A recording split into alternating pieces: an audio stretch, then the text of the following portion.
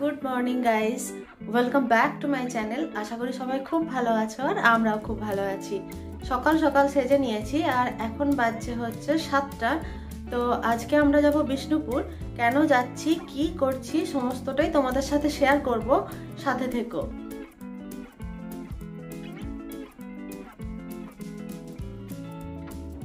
সেদিন যখন বাড়ি থেকে বের হয়েছিলাম তখন বাজছিল ওই 7:30 মতো, আর বাইরেও বেশ ভালো রকমের ঠান্ডা ছিল। তাই দেখতেই পাচ্ছ সোয়েটার, মাফলার, টুপি সমস্ত কিছু নিয়ে আমরা যাচ্ছিলাম। এই যে বেরিয়ে পড়েছি, আর আমরা সেদিনে স্কুটিতে করেই গেছিলাম।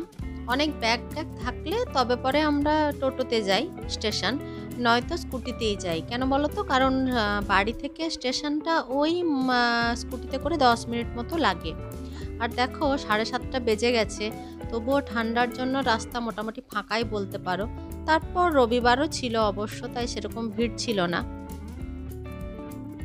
আমি টিকিট কাউন্টারে টিকিটটা কেটে নিচ্ছিলাম, আর তোমাদের দাদাভাই আমাদেরকে নামিয়ে স্ট্যান্ডে গাড়িটা রাখতে গেছিলো। বললো যে ট্রেনটার তো আর বেশি লেট নেই, তাহলে তুমি টিকিটটা কেটে নাও। তো সেই মতো কেটে নিলাম। এবার সাবওয়ে দিয়ে আমরা প্ল্যাটফর্মের দিকে এগোচ্ছিলাম। তারপর তো স্টেশনে পৌঁছে আমরা বেশ কিছুক্ষণ দাঁড়িয়েই ছিলাম, ট্রেনটা আসতে লেট করছিল। কিছুক্ষণের মধ্যেই দেখছি বন্দে ভারত ক্রস করছে ওখান দিয়ে, আর ওটা যাচ্ছিল পুরী। তো রিভু বলছে চলো বাবা আজকে আমরা পুরী চলে যাই। এইসব কথা বলতে বলতে আমাদের ট্রেনও এসে গেছিলো। আর এই দেখো আমরা উঠে সিটে বসে পড়েছি। তোমাদের দাদাভাই বসেছিল 2টো সিট আগে, আর আমরা বসেছিলাম একটু পেছনের দিকে। তারপর সকাল থেকে কিচ্ছু খেয়ে বেরোনো হয়নি, খুব খিদে পাচ্ছিল, ওই জন্য ঝালমুড়ি আর চা নিয়ে নিয়েছিলাম।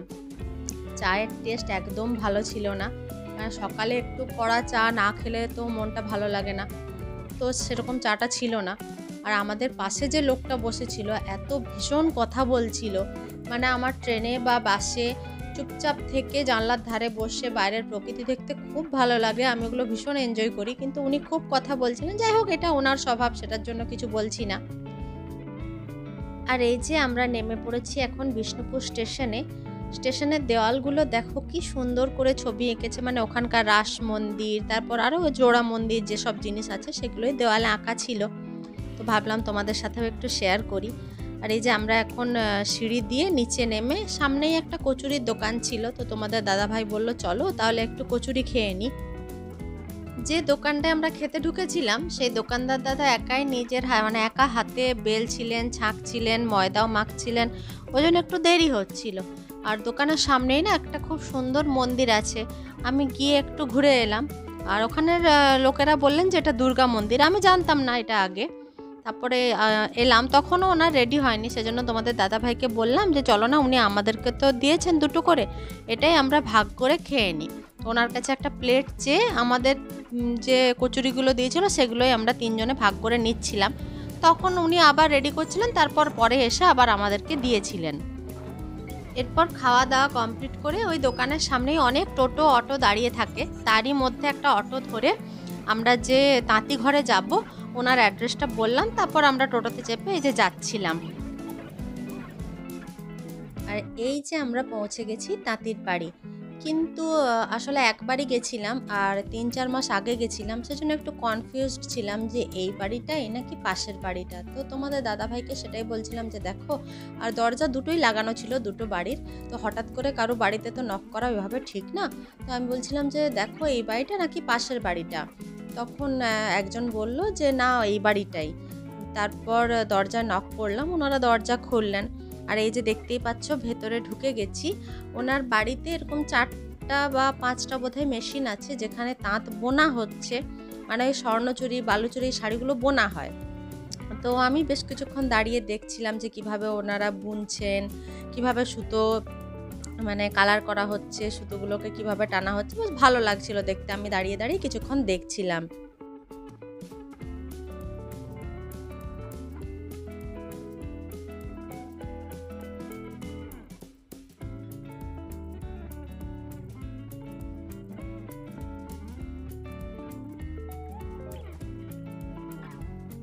তারপর আমরা ওপরতলায় উঠে গেছিলাম, মানে উনি যেখানে শাড়ি টাড়ি দেখান বা যেখানে শাড়ি রাখেন সেখানে গেছিলাম। আর এখানে তারপরে উঠতে গিয়ে সিঁড়িতে দেখলাম ওনার স্ত্রীও বসে, মানে যিনি মালিক তার ওনার স্ত্রী বসে এই যে কাজ করছেন। মানে একটা ব্যবসাকে দাঁড় করাতে গেলে বা যে কোনো কাজেই ফ্যামিলি মেম্বারদের সবারই সাপোর্ট লাগে, বা সবাই যদি হেল্প করে তো সেটা আরও বেশি সহজ হয়ে যায়, তাই না? তারপর আমরা প্রথমে ওনাকে গিয়ে বললাম যে আমরা প্রথমে স্বর্ণচুড়ি দেখব। তো উনি বেশ কিছু স্বর্ণচুড়ি আমাদেরকে বের করে দেখাচ্ছিলেন। আর বিশ্বাস করো প্রত্যেকটা কাজ, প্রত্যেকটা শাড়ির কালার, মানে সমস্ত কিছুই, বা সিল্কটা বলো, ভীষণ ভালো। এই যে এগুলো ছিল ঘিচা, তারপর আমরা কিছু ঘিচা শাড়িও দেখছিলাম, ওগুলোও খুব ইউনিক ইউনিক ডিজাইন ছিল।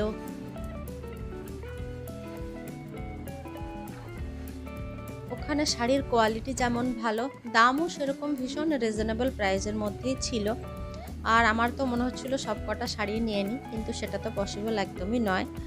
আর আরেকটা ওখানের ব্যাপার আমার যেটা সবথেকে বেশি ভালো লেগেছে, যে এক একটা দোকানে কোনো শাড়ি দেখতে গেলে যেমন ওনারা সামান্য একটু হাত দিলেও বলে যেটা হাতে ধরবেন না, কিন্তু ওনার সেখানে সেরকম কোনো ব্যাপার ছিল না। এমনকি শোকেসের মধ্যেও যে শাড়িগুলো ছিল উনি নিজেই বলছিলেন যে তোমরা হাত দিয়ে বের করে যেটা ইচ্ছে হচ্ছে, যে কালারটা পছন্দ হচ্ছে সেটা দেখে নাও। এখানে তোমরা কলাক্ষেত্র, পিওর সিল্কের থান, তারপর ওই 3D কাতান, সিল্কের উপরে ব্লক প্রিন্ট, এরকম অনেক রকমেরই শাড়ি দেখতে পাবে। তো তোমরা যদি কেউ এখানে আসতে চাও বা নিজের হাতে শাড়ি নেড়ে চেড়ে কেনাকাটা করতে চাও, তার জন্য আমি ডেসক্রিপশন বক্সে ওনার ঠিকানা, ফোন নাম্বার সমস্ত কিছুই দিয়ে দেব। আর এই যে এখন আমরা ফিরছিলাম স্টেশনের দিকে, কারণ একটা ট্রেন ছিল আর অটোতে বসে আমি ভিডিওটা করছিলাম। এই দেখো তোমাদের দাদা ভাই আর রিভুও বসে আছে। কিন্তু আমরা যখন স্টেশনে পৌঁছই সেই জাস্ট ট্রেনটা ছেড়ে বেরিয়ে যাচ্ছে, এরকম একটা সিচুয়েশন হয়েছিল। তো যাই হোক, পরের ট্রেনটা ছিল 45 মিনিট পর, সেটাতেই উঠে পড়েছিলাম।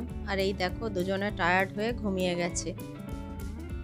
আমাদের মেদিনীপুরেও কিছু কেনাকাটার ছিল, সেজন্য আমি নেমে পড়েছিলাম মেদিনীপুর স্টেশনে। আর যখন ওখানে নামি না, তখন বাজছে তোমাদের ওই 1:30 মতো, মানে পুরো লাঞ্চ টাইম।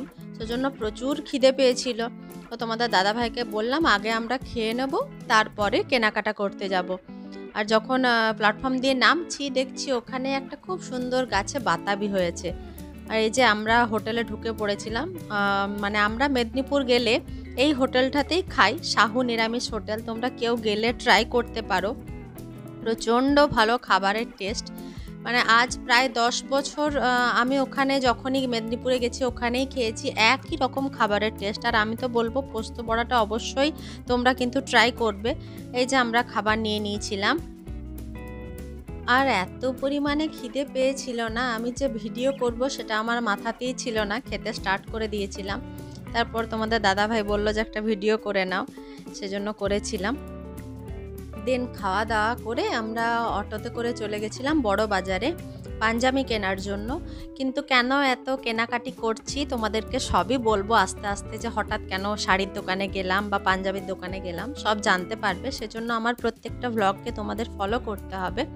আর এই দেখো আমরা যে দোকানটায় গেছিলাম খুব বড় সড়ো একটা দোকান, আর ওদের সামনে একটা দোকান আছে, পেছনেও গোডাউন আছে, প্রচুর স্টক আছে এবং দাম খুব কম। মানে আমি খড়গপুরেও জিনিস কিনি, তো আমার খড়গপুরের থেকে ওখানে অনেকটা দাম কম লেগেছে।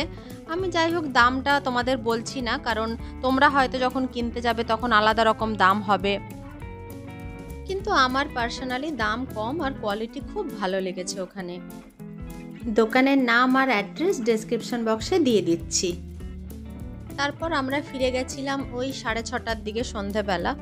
তো ফিরে এসে সন্ধে পুজো দিয়ে ভীষণ টায়ার্ড হয়ে গেছিলাম, একটু শুয়ে পড়েছিলাম। আর যা যা জিনিস কেনা হয়েছে সেগুলোও একটু দেখছিলাম। আমার কিছু নতুন কেনা হলে বারবার দেখতে ভীষণ ভালো লাগে। তো কি কিনেছি, কি করলাম সমস্ত কিছু তোমাদের সাথে শেয়ার করব পরের ভ্লগে। আর তারপর রাত্রে এসে আর কিচ্ছু রান্না করতে ইচ্ছে করেনি। তোমাদের দাদাভাইও বলল যে কিছু করতে হবে না, আমি তাহলে বাইরে থেকে নিয়ে চলে আসছি।